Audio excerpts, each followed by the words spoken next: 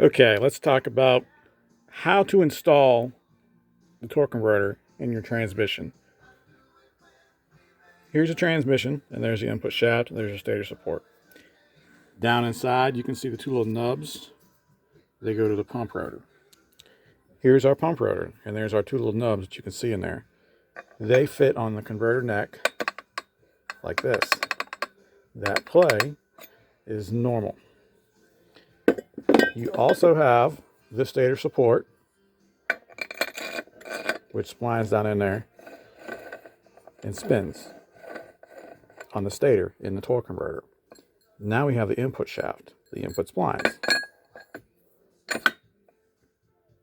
And of course you have the pump rotor. So you have three things that you're fighting here. On the bench, they go together almost seamlessly.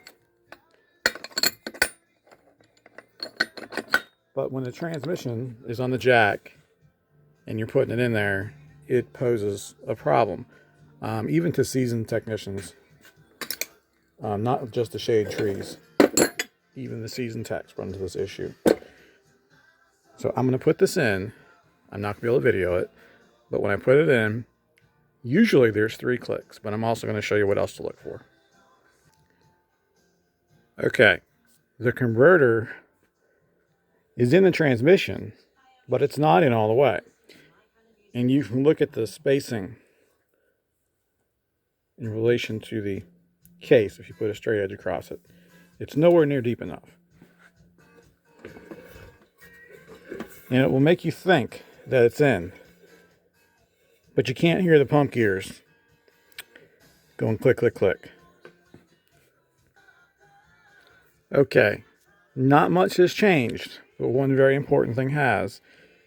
If you look at the relation of this ring, you can see I have a black mark that is at least an inch behind the surface of the bell housing. And now,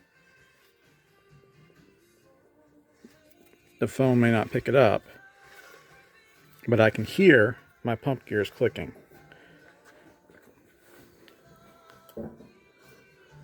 Another check.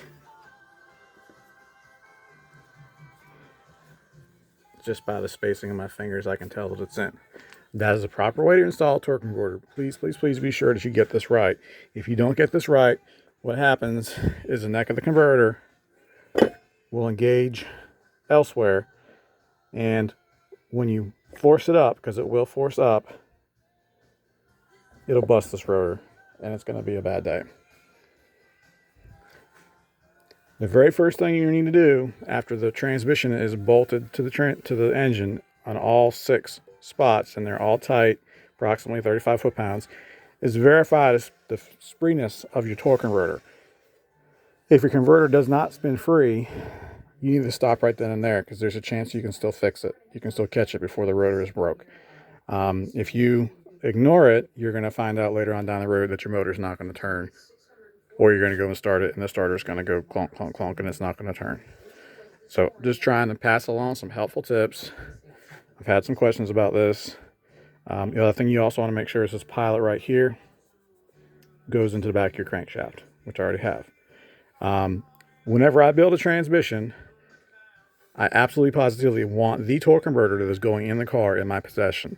Even if it's not something I'm supplying, I want the torque converter in my hands so I can verify fitment on the unit before it leaves here. That saves an aggravated customer, potentially across the country, who can't get their converter in.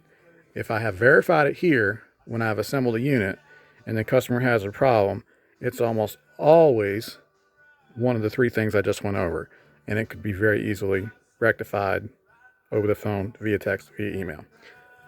Hopefully this will help somebody and save someone a bad day.